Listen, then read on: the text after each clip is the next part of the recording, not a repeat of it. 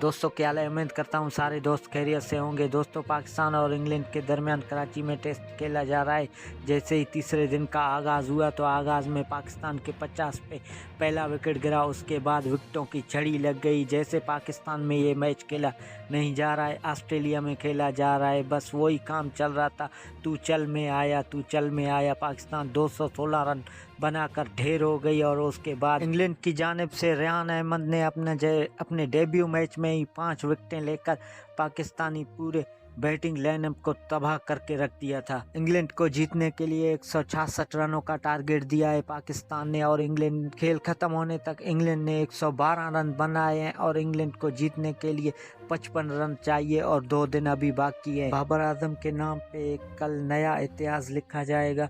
तीनों मैचों में वाइट वॉश होगा और बाबर आजम वाहिद कैप्टन होगा पाकिस्तान का जो तीनों मैच हार गया।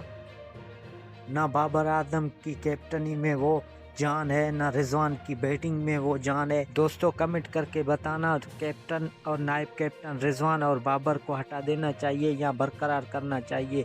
और वीडियो पसंद आए तो इस वीडियो को लाइक और चैनल को सब्सक्राइब करना।